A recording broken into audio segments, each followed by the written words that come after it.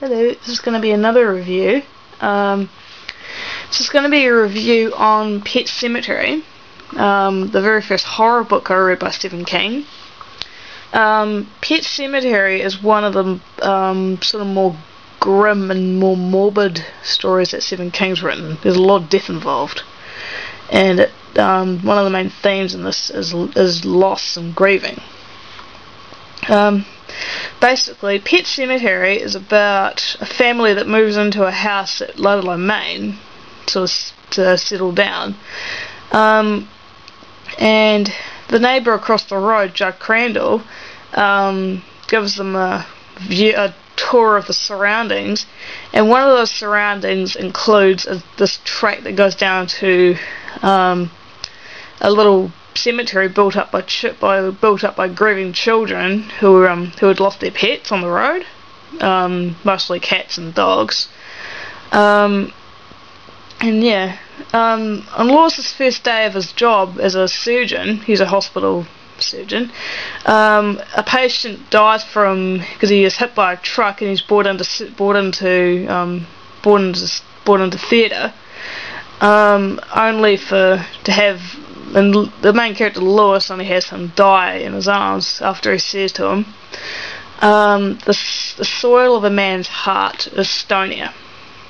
And that night he comes to Lewis during the night and takes Lewis down to the cemetery, where he tells him not to go any further because of evil spirits.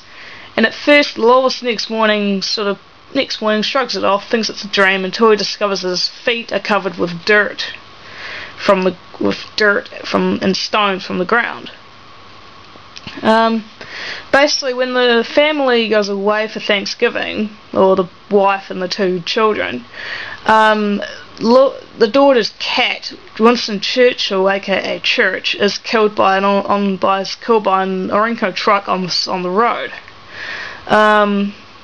And Judd takes him up to basically the cemetery, but that takes him further to the Micmac burial ground, which has an enchantment where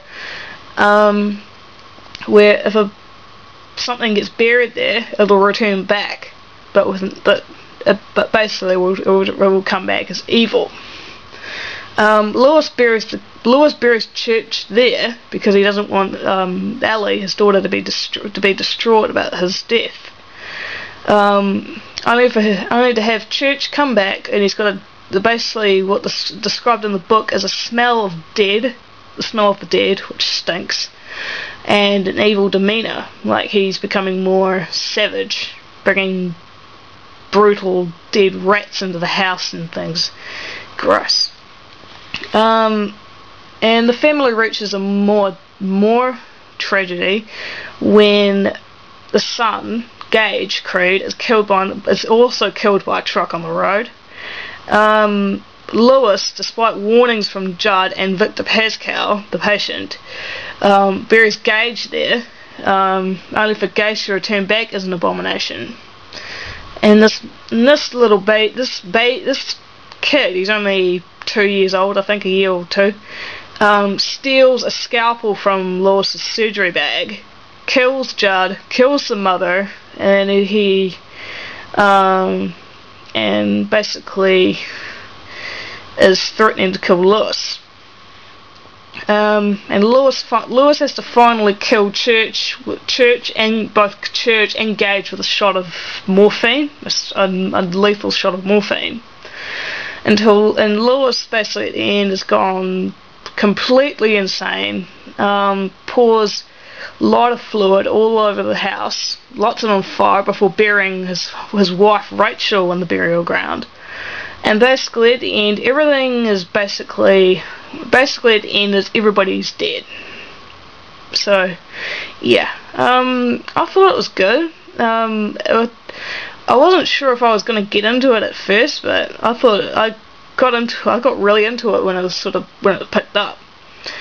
I gave Pet Sematary a 7 out of 10, and the movie they did was also, I thought it was alright.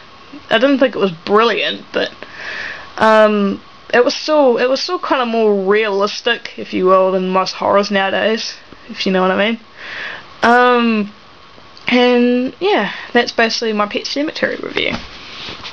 Okay, bye.